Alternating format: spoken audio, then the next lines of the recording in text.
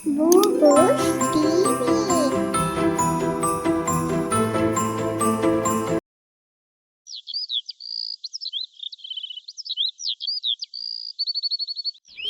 रंगनाथपुरम में रहता था एक मासूम युवक सीनू। चीनू मासूम है और कुछ भी नहीं जानता। कोई फर्क नहीं पड़ता कि कौन कहता है कि वह सच्चाई पर विश्वास करता है, और शॉन के पिता इस बारे में बहुत चिंतित हैं। वह एक मासूम लड़का है। मुझे नहीं पता कि वह इस दुनिया में कैसे रहेगा। हे भगवान, माँ के बिना लड़का। रंगन बहुत परेशान था। पास के शहर में जाएं और बीज खरीदें। हमें खेती शुरू करनी होगी। दुकानदार के पास जाओ और उसे बताओ कि मेरे पिता ने क्या कहा। वह तुम्हें बीज देगा। पिताजी, वे मुझे बीज है कि दूर लाने के लिए, जब मैं जाना और इसे खरीदने के लिए नहीं होगा। इतनी दूर कौन जाता है? बेटे श्रीनिवास को बीज खरीदना है। उन्हें कोई घर नहीं लाएगा। अगर आप गए और इतने गैर जिम्मेदार थे तो मैं क्या करूंगा? बीज लाओ मेरे प्यारे बच्चे। ठीक है, मैं जा रहा हूं, और अगर मैं नहीं जाऊंगा तो आप कुछ कहते रहेंगे। आप जिम्मेदार नहीं हैं, मैं स्मार्ट हूं, आप नहीं जानते। बुद्धिमान व्यक्ति कभी खुद को चतुर नहीं कहता। क्या तुम कभी बुद्धिमान थे? चाचा, क्या तुम ठीक हो? श्रीनिवास, तुम अपने पिता की मदद करने के लिए कैसे काम कर रहे हो? क्या तुम ठीक हो? आप कैसे हैं मंगल सिंह? क्या गांव में सब ठीक है? क्या मेरी बहन ठीक है? तुम्हें देखे हुए कितना समय हो गया है। मंगल सिंह, मैं बहुत खुश हूं। मैं बढ़िया हूँ।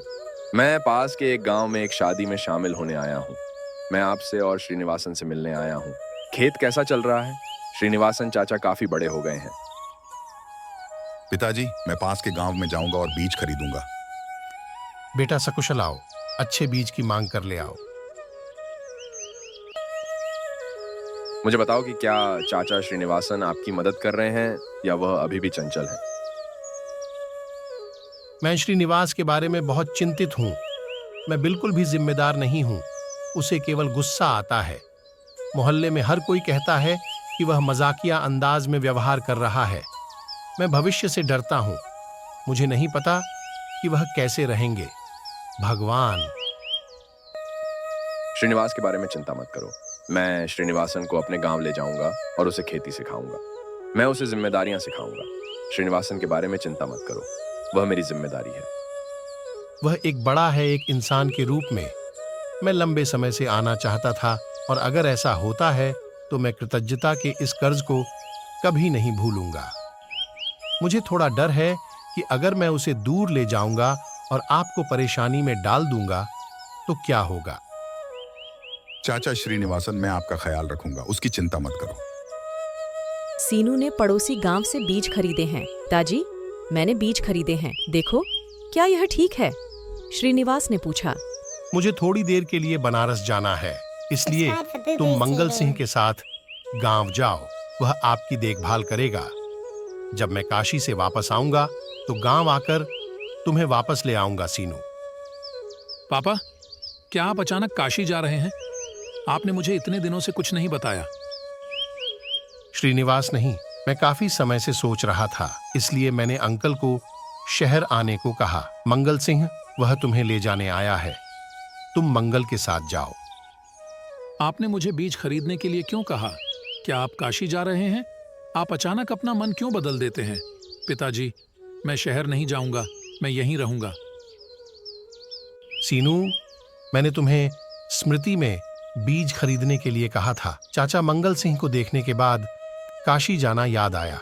मैं जल्द ही थोड़ी देर के लिए वापस आऊंगा। चाचा, घर पर रहो। काशी में दर्शन के बाद जल्दी आऊंगा।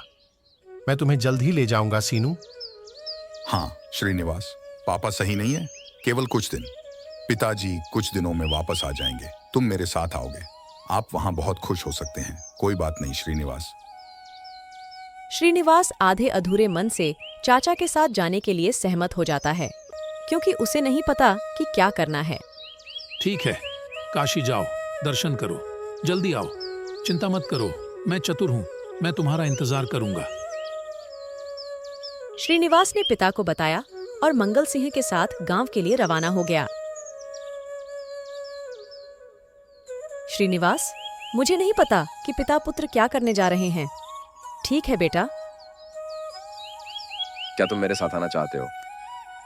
मैं खुश हूं चाचा। मैं देखना चाहता हूं कि गांव कैसा है। मैं अपने पिता के पास तब आया था जब मैं छोटा था। दोनों बातें करते करते गांव चले गए।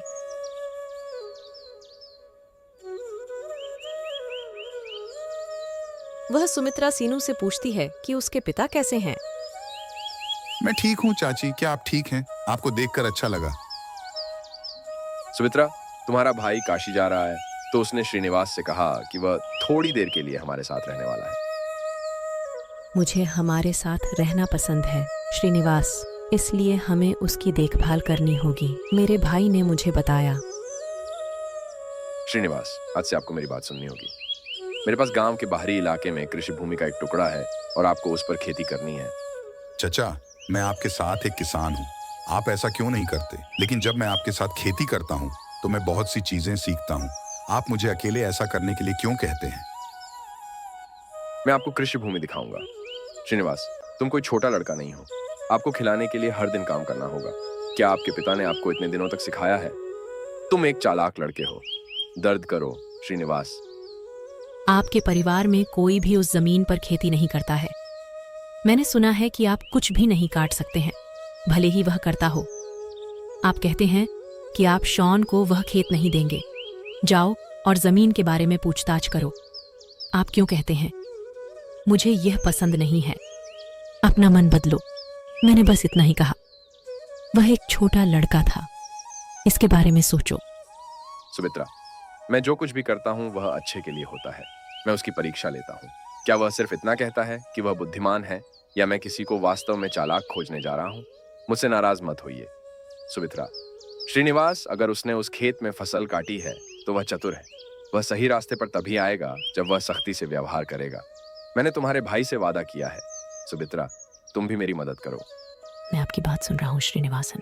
अगर आप उस खेत से फसल नहीं काट पा रहे हैं तो आपको श्रीनिवासन से नाराज नहीं होना चाहिए। ठीक है, मैं भी आपकी मदद कर रहा हूँ। श्रीनिवासन को किसी परेशानी में नहीं पड़ना चाहिए, इसलिए मैं आपको बता रहा हूँ। भाई ने हम पर भरोसा किया और हमें भेजा। हमें अपना ख्याल रखना होगा। श्रीनिवास, यदि आप खेती में सफल होते हैं तो आपके पिता को आपकी बुद्धिमत्ता पर गर्व होगा। हमें भी खुशी होगी। आप चतुर हैं, सबको पता चल जाएगा। श्रीनिवास, ठीक है, चलो चचा। इन दोनों ने बात की और चले गए।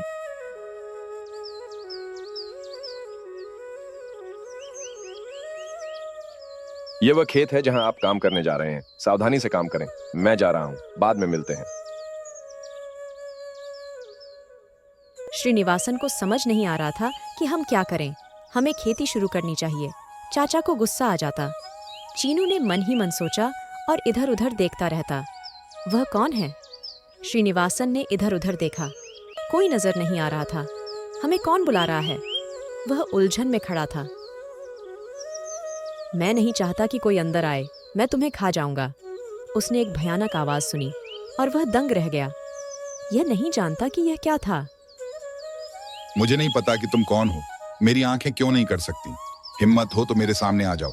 मैं तुमसे नहीं डरता। आगे आओ। एक बार की बात है, यह मेरी जमीन थी। उन्होंने मुझे धोखा दिया, इसीलिए मैं भूत की तरह इस जमीन की रक्षा कर रहा हूँ। मैं अपने अलावा किसी को भी इस जमीन पर कब्जा नहीं करने दूंगा। तुम बाहर जाओ या मैं तुम्हें मार दूंगा। मैं यहाँ आपकी जमीन हड़पने के लिए नहीं हूँ। मैं यहाँ खेती करने आया हूँ, इसलिए आपको मुझे जाने देना चाहिए। मैं सिर्फ खेती करूंगा। आपको मुझ पर भरोसा करना चाहिए, ठीक है? मुझे किसी पर भरोसा नहीं है। मुझे तुम पर भरोसा नहीं है। तुम्हें तुरंत चले जाना चाहिए, नहीं तो तुम मेरे क्रोध को भड़काओगे। तुरंत जाओ। मैं आपकी बात सुनने के लिए तैयार नहीं हूँ। मुझे बहुत गुस्सा आ रहा है। तुरंत चले जाओ, जिन्न ने गुस्से से कहा। मुझे पता है कि आप मुझसे डरते हैं, इसीलिए आप मुझे बताते हैं कि जाओ जाओ। अगर तुम मेरी चुनौती के लिए तैयार हो। भूत, तुम मुझसे क्यों डरते हो? अगर तुम हिम्मत करते हो तो मुझे चुनौती देते हो या मुझसे दूर भागते हो। आपको क्या कहना है? मैं किसी से नहीं डरता। पर्याप्त। मेरा नाम जिन्न नहीं है, महेंद्र प्रताप। मुझे आदर पूर्वक मेरे नाम से बुलाओ। मुझे जिन्न मत कहो। ठीक है महेंद्र प्रताप, मैं यहाँ खेती करने आया हूँ। मैं यहाँ कोई कष्ट करने नहीं आया हूँ। मुझे खेद है। आप और मैं एक समझौता कर सकते हैं, इससे किसी को कोई परेशानी नहीं होगी। मुझे बताइए महेंद्र प्रताप, क्या हम समझौता कर सकते हैं? मुझे बताओ कि तुम मुझे धोखा क्यों देना चाहते हो। मैं नहीं चाहता कि कोई मुझे धोखा दे। ये एक नाटक है। आप एक गोफन हैं। मैं आपकी बात नहीं सुनूंगा। चले जाओ, जिन्न ने गुस्से से कहा। महेंद्र प्रताप, मेरी बात सुनिए। मैं आपको धोखा नहीं दूंगा। चलो इससे निपटते हैं। आपको सुनना होगा। मैं आप पर कैसे भरोसा कर सकता हूँ कि आप मुझे धोखा नहीं देंगे। मैं एक सौदे पर कैसे भरोसा करूँ, मुझे बताओ। ठीक है, अगर यह उचित है तो मैं सहमत हो जाऊंगा, या मैं तुम्हें मार दूंगा। मेरा विश्वास करो महेंद्र प्रताप, मैं एक तटस्थ समझौता करूंगा। आपको क्या स्वीकार करना चाहिए? दोनों के लिए समान सहमति। मैं आपको अभी बताऊंगा।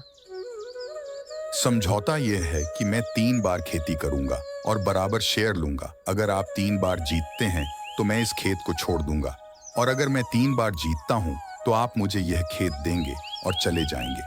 यह हमारा समझौता है। महेंद्र प्रताप, आप क्या कहते हैं? जब मुझे बराबर का हिस्सा मिलता है तो मैं इस जमीन को क्यों छोड़ूं?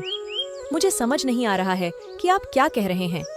स्पष्ट रूप से मुझे बताओ कि यह कौन सा नाटक है।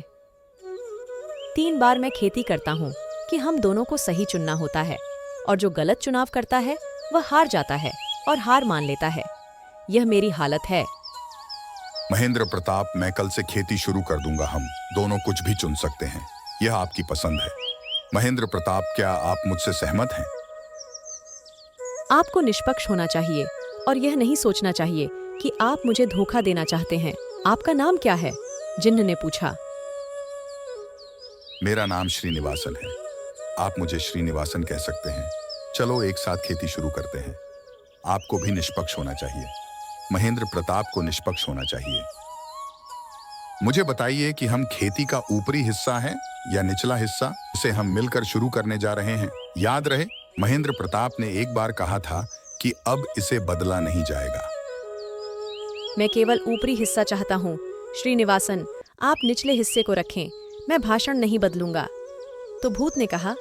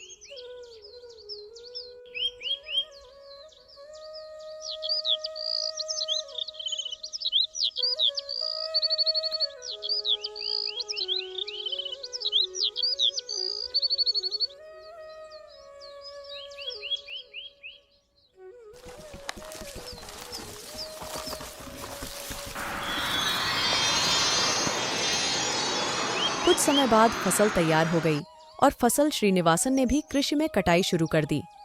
महेंद्र प्रताप अब अपनी फसल हैं। श्रीनिवास, आप मुझे क्या दे रहे हैं? श्रीनिवास ने समझदारी से मूंगफली की कटाई की। ऊपरी भाग को भूत और निचले भाग को श्रीनिवासन के बीच विभाजित किया गया था। हमारे द्वारा किए गए समझौते के अनुसार आपने ऊपरी भाग के लिए कहा, इसलिए मैंने इसे ऊपरी हिस्से को दे दिया। एक बार किया गया वादा पलटेगा नहीं। महेंद्र प्रताप, आपने कहा था। जिन्न मान गया और चुप रहा। ठीक है श्रीनिवासन, अगली बार आपको वही करना होगा जो मैं कहता हूँ। अगली बार मुझे निचला हिस्सा चाहिए। महेंद्र प्रताप, हम सहमत हैं। मिट्टी के ऊपर आने वाली फसल मेरी है, मिट्टी के नीचे का हिस्सा आपका है। मैं आपको स्पष्ट रूप से बताता हूँ, मिट्टी के ऊपर आने वाली फसल मेरी है, मिट्टी के नीचे आने वाली फसल आपकी है। मिट्टी के नीचे आने वाली फसल आपकी है। क्या आप इसके लिए तैयार हैं? हम फसल काट सकते हैं। ठीक है, जिन्न की ही आवाज थी।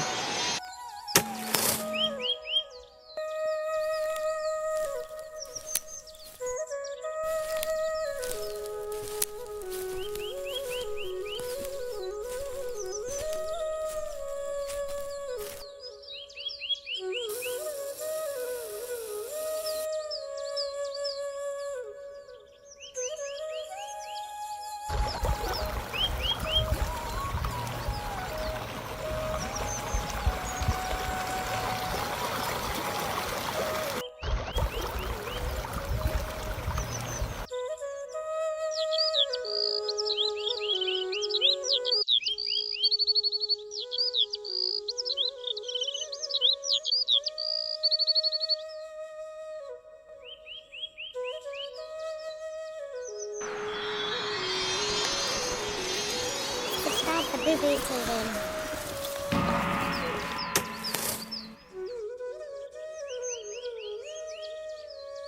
कुछ समय बाद फसल कटाई के लिए तैयार हो गई और श्रीनिवास यह देखकर बहुत खुश हुआ। श्रीनिवास ने फसल पूरी की। उसने जिन्न को बराबर हिस्सा दिया। अपना हिस्सा सहर्ष स्वीकार करें, महेंद्र प्रताप। दूसरी बार भी श्रीनिवासन ने समझदारी से गन्ने की कटाई की।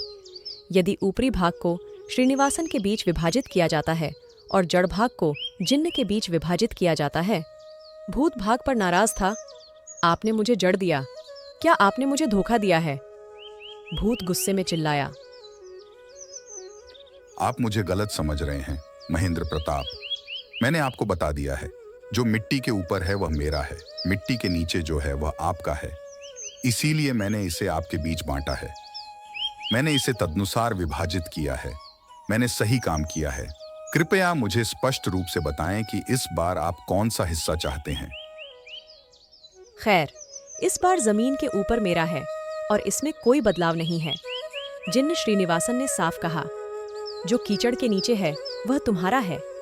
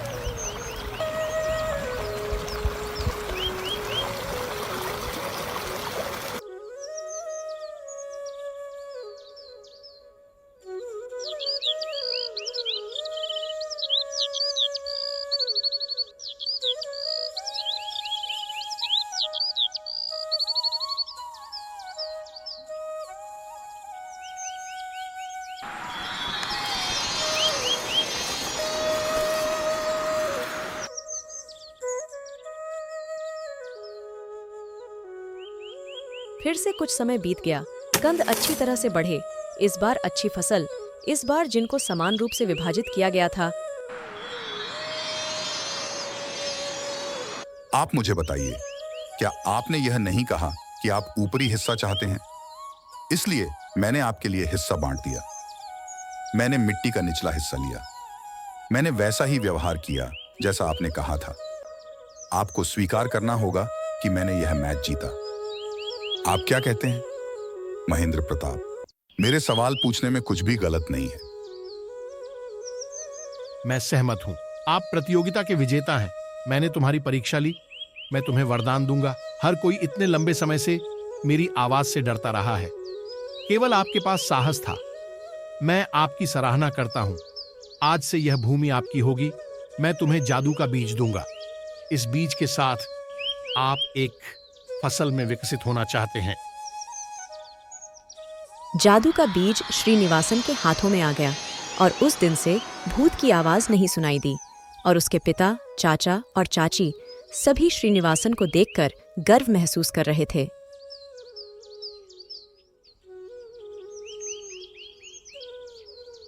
दिल को मजबूत बनाने और सीने में दर्द को कम करने के लिए एक सरल उपाय बताएं। गुड़हल के फूल को पानी में उबालकर छान लें। इसे चीनी वाले दूध में मिलाकर सुबह शाम पीने से सीने में दर्द और दिल की कमजोरी में राहत मिलेगी। Subscribe to Boo Boo's TV.